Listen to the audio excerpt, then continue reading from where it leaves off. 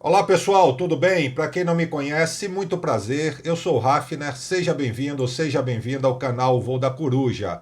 Eu já quero agradecer mais uma vez a vocês que estavam nos aguardando, participando aí do chat, deixando os comentários de vocês, a opinião de vocês com relação a esse caso, o caso Flor de Lis.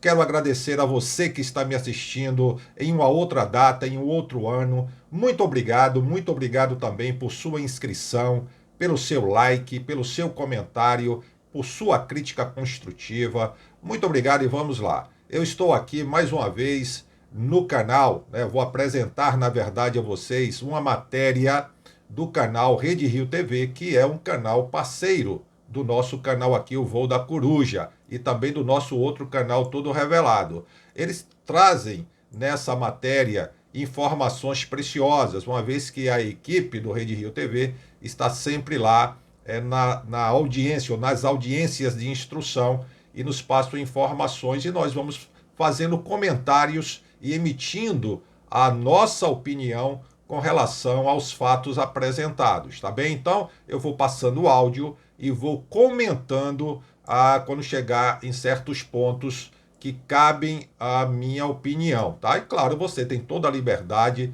de dar a sua opinião também, de mostrar aí o que você acha, o que você considera, tá bem? Nesse caso que está aí a cada dia aparecem novidades, enfim, tá bom? Vamos lá para o áudio.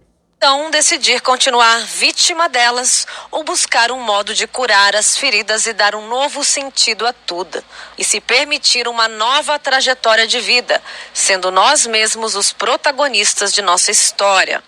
Por que deste texto? Porque a quarta audiência de instrução, onde se finalizou a parte de acusação e deu início à defesa, começamos a conhecer a história de Carlos Ubiraci, o pastor Carlos, que ficou como presidente do Ministério Flor de Lis após a morte de Anderson e que foi preso por possível cumplicidade com o crime 1 ano e 2 meses após o fato em si. A audiência girou em torno deste réu praticamente. Carlos permanece no tribunal durante horas, algemado, com a cabeça baixa e inexpressivo. Claro, não pode se expressar, mas ao menos mudar a posição do pescoço poderia. Eu, por exemplo, não conseguiria permanecer assim por minutos, que dirá por 10, 13 horas. Carlos Ubiraci chegou ao Jacarezinho aos 12 anos de idade. Conheceu o trabalho de Flor de Lis através da igreja que frequentava. E desde que a conheceu, se mudou para sua casa e de lá nunca mais saiu. Carlos, André e Bigode foram descritos como os mandados de Flor de Lis e Anderson. Sempre, durante quase 30 anos, obedeceram a tudo seus mandos e desmandos, sem questionar, sem entrar em atrito. Carlos é descrito, de modo geral, como aquele que dava afeto às crianças, o afeto que faltava, e quem buscavam para conversar sempre que queriam um conselho ou um direcionamento. Mas o que foi levado em juízo também foi que Carlos jamais poderia conceder qualquer coisa que não fosse autorizada por Flor de Lis. Deveria acatar tudo sempre, sem questionamentos, e pior, sujeito a pregadas, termo utilizado por uma das testemunhas de defesa. Carlos começou como responsável pela cozinha da casa, ainda jovem, e hoje seria o presidente das igrejas por ser o mais velho e um pastor com um ministério, como chamam muito. Olha, quero já chamar a atenção aqui de um detalhe. Vocês percebam aí que a Fernanda aqui da equipe Rede Rio TV, a repórter Fernanda, jornalista, ela fala o seguinte, que o Carlos, o pastor Carlos, né, o pastor desse ministério, Flor de Lis, ele fazia coisas que Flor de Lis mandava. Tem alguns relatos falando que a Flor de Lis dizia, a Flor de Lis, né? E outro detalhe aqui é a questão de que ele cozinhava, ou seja, ele era cozinheiro já desde novo, né? Jovem ali, um adolescente, não sei, mas ele já vinha cozinhando. Eu vou falar duas coisas. Primeiro, essas informações jogam por terra aquela ideia de que o Anderson do Carmo ele tinha um domínio total da casa. Era ele quem mandava, desmandava, era ele quem determinava, mas fica aí claro, evidenciado, que a Flor de Lis, ela exercia e inclusive ainda exerce uma influência, um poder, né, sobre essas pessoas que estavam ali submetidas ao domínio dela, tá? Então não é dizer, ah, mas a Flor de Lis, coitada, ela era oprimida, era pressionada, era perseguida pelo Anderson do Carmo, nada disso. Ela tem uma personalidade muito forte, tem características, não vou afirmar, não sou profissional da área da psicologia, então, mas ela tem umas características de que é uma pessoa narcisista, egocêntrica, prepotente, e é por aí, né? Pelas atitudes dela, pelas ações dela, pela maneira como ela fala. Então ela exercia poder, influência, mas é uma influência negativa em muitas partes. E aí, falando de que o Carlos, né, ele cozinhava desde novo, desde muito jovem, ele cozinhava, então joga por terra também aquela narrativa da Flor de Lis de que quando ela deu entrevista, olha, é muito trabalho, é muita roupa para lavar, é fazer comida para essas crianças todas, né? E fica parecendo aí, e eu acredito que seja mentira da parte dela, porque primeiro tem uma cozinheira aí, a Neia, que deu depoimento que cozinhou por muitos anos na casa e disse que cozinhava para todo mundo. O Carlos que já era cozinheiro. Então, há depoimentos aí que vocês vão ver de pessoas que tinham que acordar muito cedo para poder fazer os serviços domésticos. Então, a Flor de Lis, pelo que parece, segundo esses depoimentos, ela ficava na dela, na boa, né?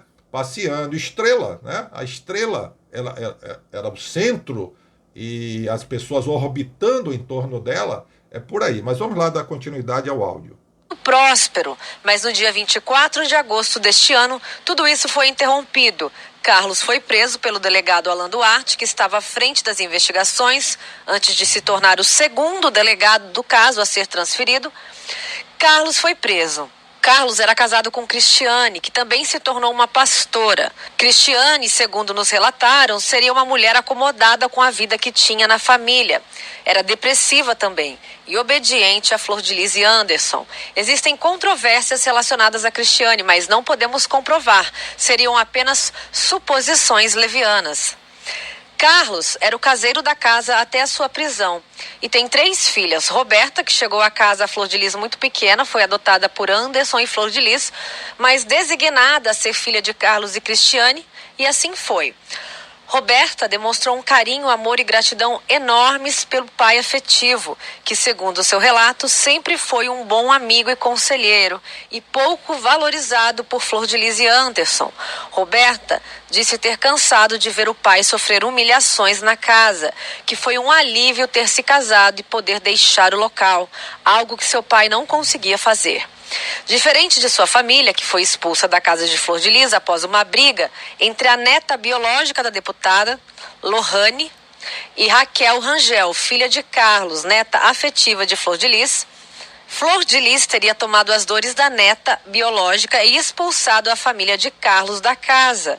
Em decorrência disso, Carlos trocou de advogado, recusando aquele que vinha o acompanhando desde então, contratado por Flor de Lis. Essa seria a primeira atitude extrema e individual que Carlos Ubiraci teria tomado ao longo desses 30 anos que esteve submetido aos desmandos de Flor de Lis e Anderson. E ainda assim, nos foi relatado que Carlos se sente em culpa. Por conta disso, sua filha Rebeca foi até a delegacia depor a favor do pai e sofreu ameaças, chegou a ser trancada no carro pela mãe para que não fosse.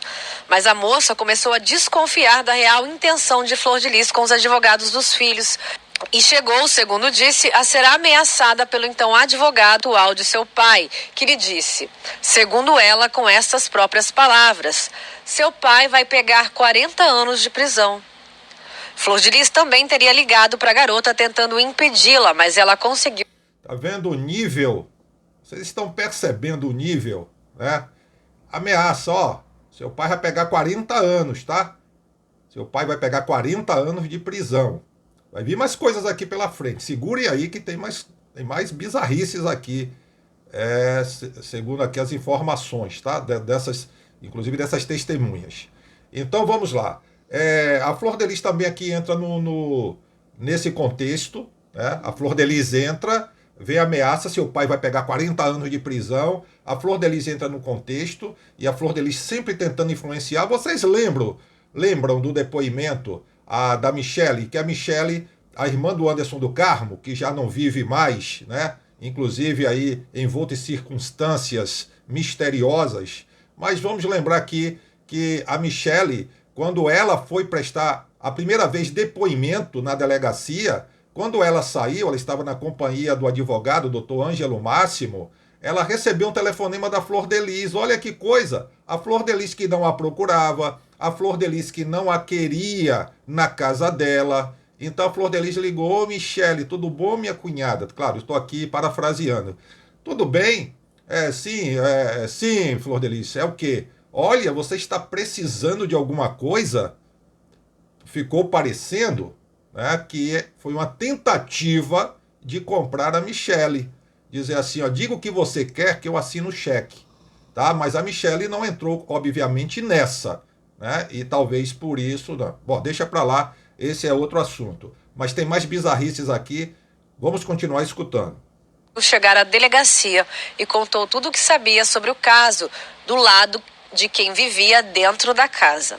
Na audiência passada, a patroa de Lucas, Regiane Rabelo, disse em juízo e ter provas de que Cristiane, esposa de Carlos, havia confessado a uma ex-fiel da igreja de Flor de Lis, de nome Vivian, que Simone, Lohane e André também estariam na cena do crime em si, do fato consumado. A juíza chamou Cristiane para depor e ela negou que teria contado a Vivian tal coisa, pois disse não ter visto e que se dissesse que teria visto estaria mentindo porque estava dormindo.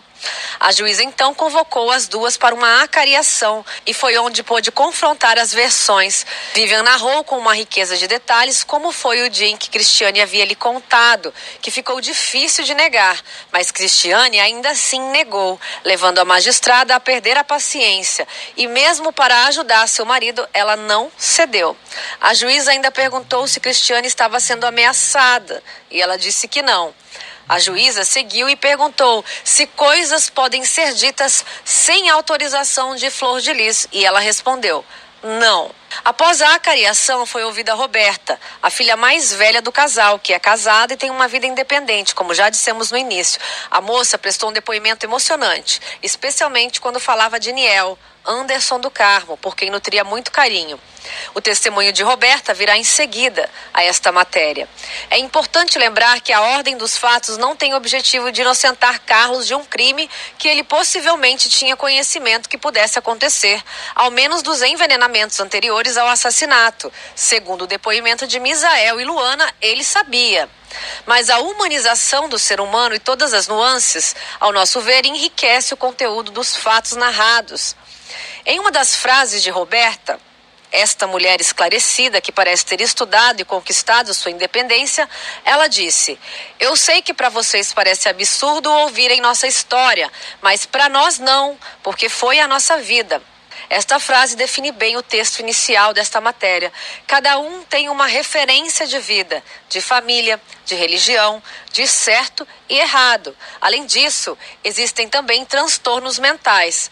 Tudo isso é interessante de se pensar antes de colocar cada personagem desta história do lado do bem ou do mal. Quando optamos por condenar com veemência e agressividade excessiva, não estaríamos fazendo uma escolha errada também? Por mais absurdo que pareça, a vida é uma incógnita, onde não temos certeza de nada. Não estou dizendo que fulano ou ciclano não seja culpado ou deva pagar. Muito pelo contrário, existem alguns que realmente parecem apresentar muito pouco ou quase nada de bom. Mas... Olha, muito bem observado aqui pela jornalista Fernanda da equipe Rede Rio TV.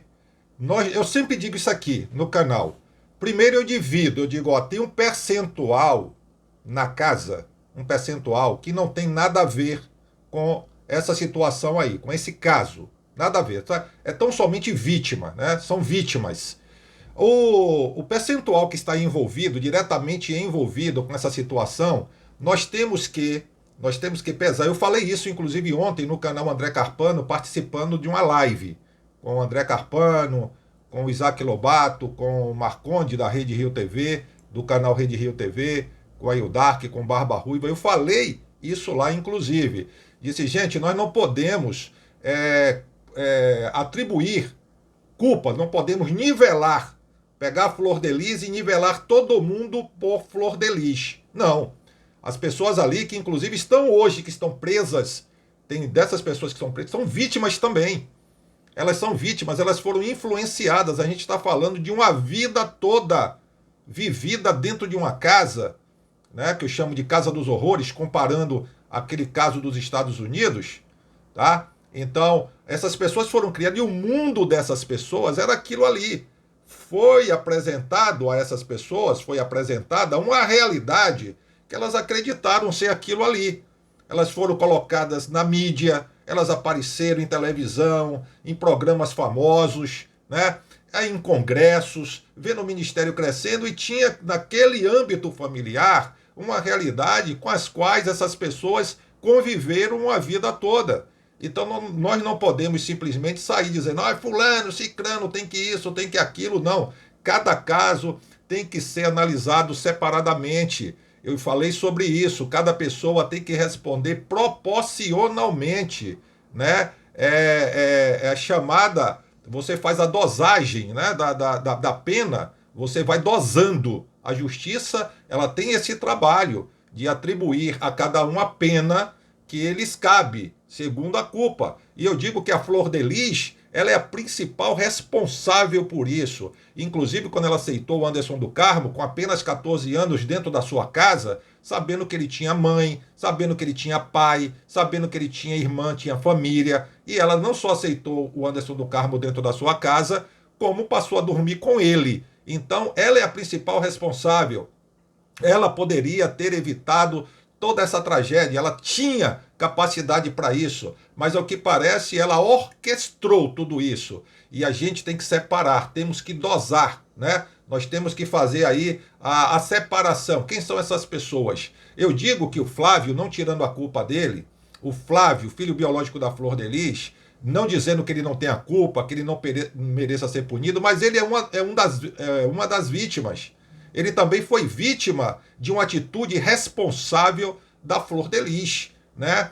Por que as pessoas não falavam isso antes? Porque ninguém sabia. Era uma farsa bem montada. As pessoas tinham que aquilo ali era um exercício de solidariedade por parte da Flor de Lis. Ninguém sabia. As autoridades não tinham investigado e nem revelado.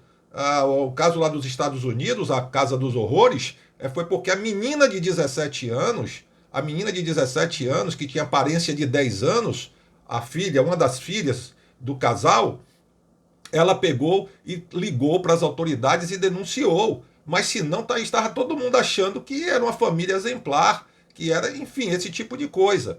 Então, gente, temos que separar aqui, saber quem é quem, que tipo de lavagem cerebral essas pessoas foram submetidas, temos que saber de que forma foram criadas, tudo isso aí. Então, perfeita colocação aqui. Inclusive, ontem no canal André Carpano, eu falei sobre a Síndrome de Estocolmo, né? A Síndrome de Estocolmo, eu vou ler aqui para não ficar, né, para não perder nenhum detalhe do que é a Síndrome de Estocolmo, que é baseado naquele sequestro, assalto a banco de Estocolmo, capital da Suécia, que ficou aí, se consagrou porque as vítimas simpatizaram com os algozes, com os criminosos, enfim.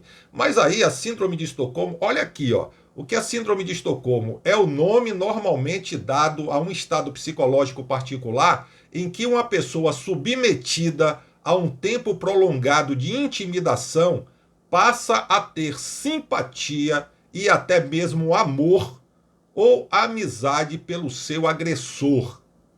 De um ponto de vista psicanalítico, pessoas que possam ter desenvolvido ao longo de experiência na infância com seus familiares ou cuidadores algum traço de caráter sádico ou masoquista implícito em sua personalidade, podem, em certas circunstâncias de abuso, desenvolver sentimentos de afeto e apego dirigidos a agressores, sequestradores ou qualquer perfil que se encaixe no quadro geral correspondente à síndrome de Estocolmo. Então está aí, essas pessoas inconscientemente, elas desenvolveram uma espécie de idolatria, de respeito e até de amor por Flor de Lis, porque foram submetidas a um processo, né? Foram submetidas, tá? A um processo de alienação, inclusive, né? Então essas pessoas têm que se separar, tem que ter um trabalho ali de psicólogos.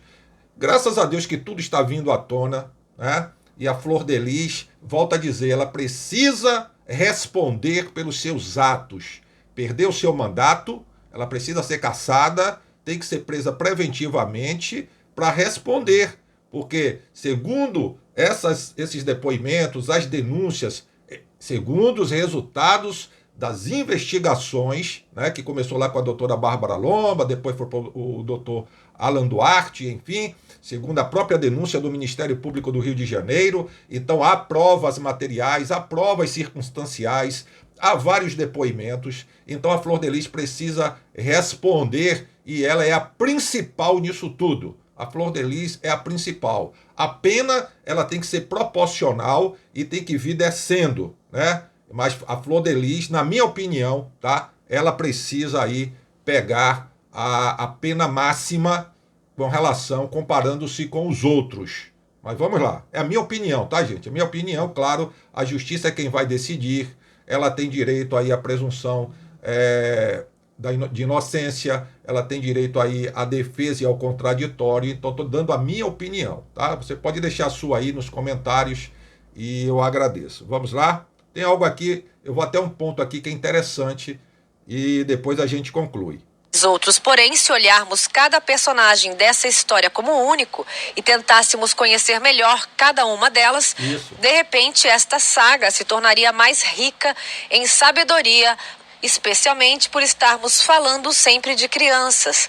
Crianças que foram criadas dentro deste universo paralelo, sem referências, apenas para obedecer, ou se obedece ou se paga. E caro. Mesmo assim, ali estão suas referências de amor familiar. Ainda assim, este modelo de vida foi o qual conheceram, no qual cresceram.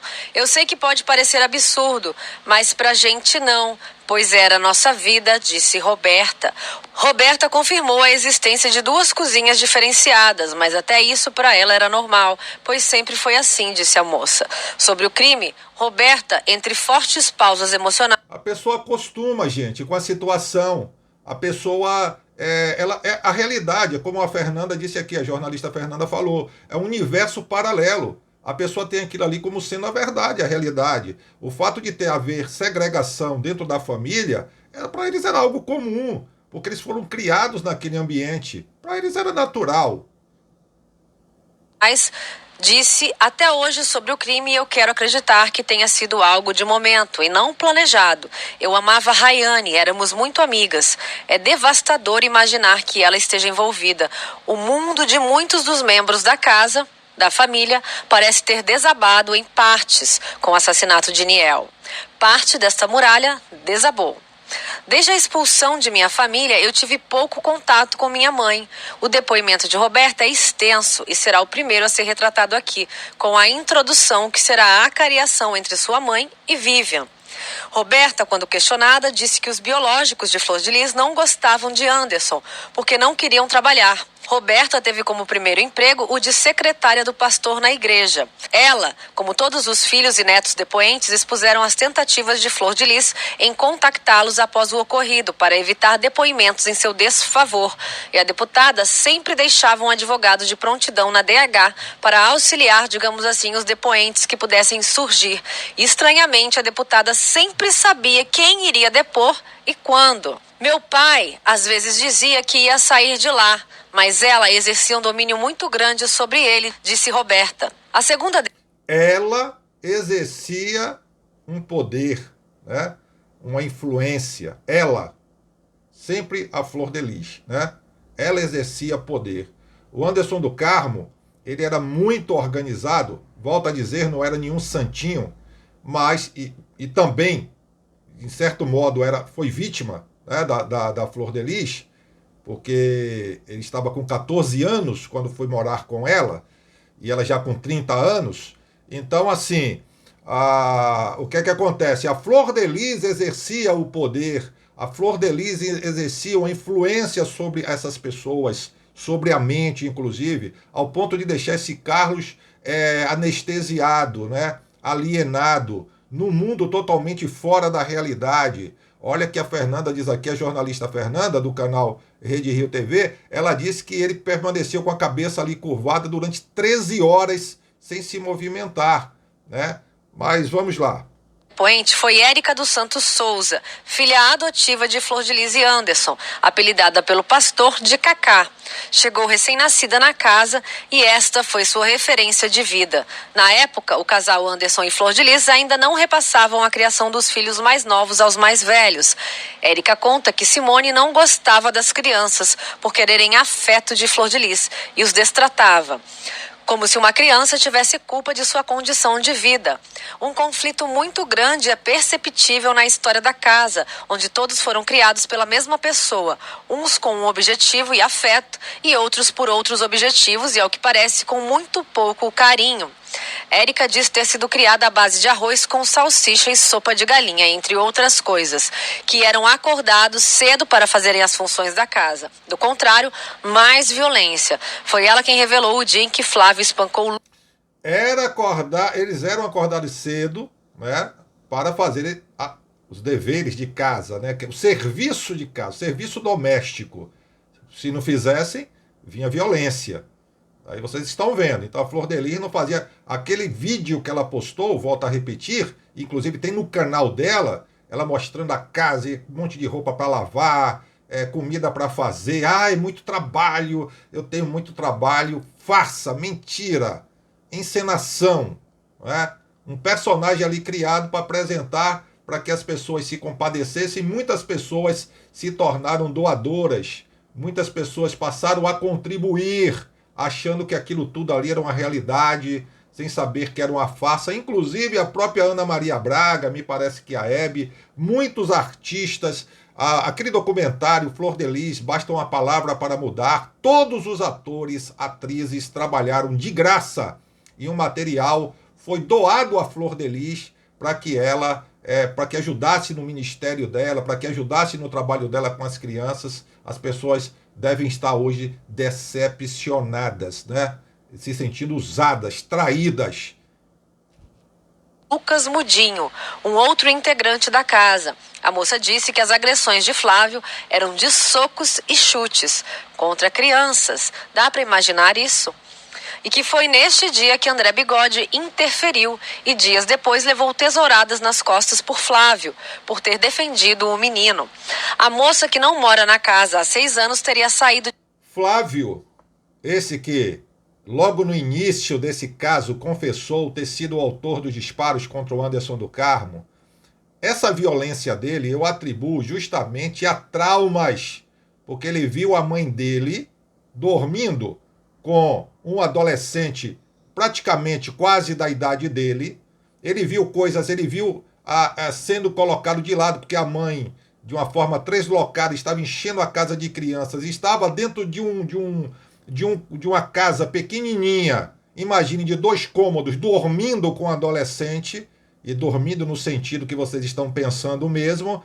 Imagine o trauma desse Flávio. Então, talvez, eu não estou querendo justificar aqui, mas talvez toda essa violência dele, toda essa agressividade é decorrente desse trauma provocado pela irresponsabilidade da mãe dele, a Flor de Lis. Dá para entender? Então tudo leva a crer que esse rapaz tem um distúrbio psicológico justamente por conta das atitudes irresponsáveis da própria mãe.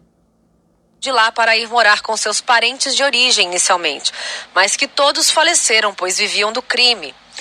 Por saber desta origem da tia, por ela ter vindo desta realidade pobre e violenta do Rio, Rayane veio se achegando a mim e me perguntou se eu conhecia algum bandido.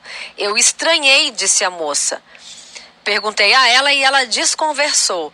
Eu pensei que fosse para dar uma coça no Lucas dos Santos, o rapaz, porque ele estava frequentando a Boca, disse Érica.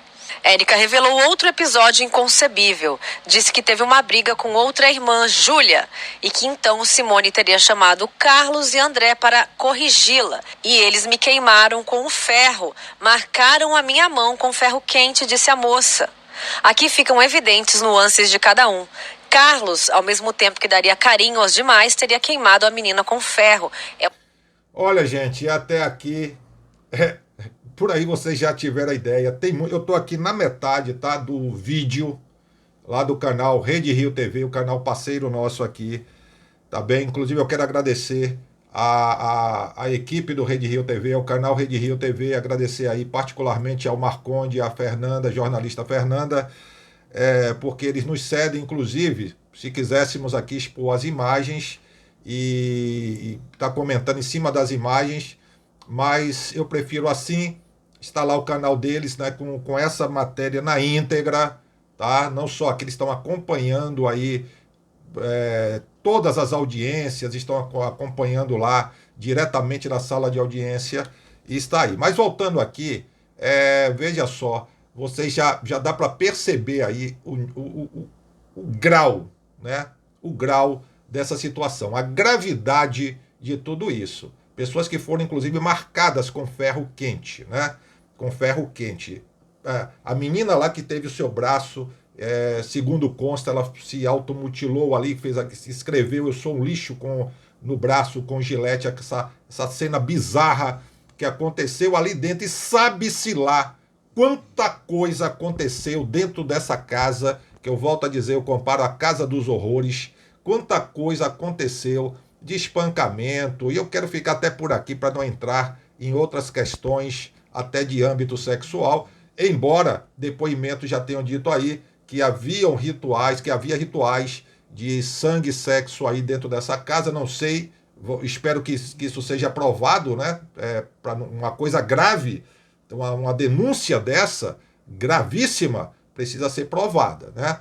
Mas todos esses rituais, todas essas situações, e graças a Deus que estão vindo à tona, né? Esperamos, e eu acredito que a justiça será feita, inclusive que a cassação da Flor de Lis, ela vai sair. Eu acredito, tá? Estou acreditando que a justiça, que já está fazendo um belíssimo trabalho através da doutora Neariz Arce, da Terceira Vara Criminal de Niterói, começou lá com a delegada Bárbara Lombo, o delegado Alan Duarte, a Polícia Civil de Niterói, São Gonçalo e Itaboraí, depois o Ministério Público do Rio de Janeiro, a juíza, o desembargador que negou a Flor de Lis o habeas corpus, ou seja, ela teria que usar sim a tornozeleira eletrônica. Então, para mim, a justiça como um todo está agindo de uma forma corretíssima, com bastante lucidez, neste caso bizarro que é o caso Flor de Lis, tá? Então, para mim, é uma questão de tempo para o Império Flor de Lis ruir por completo.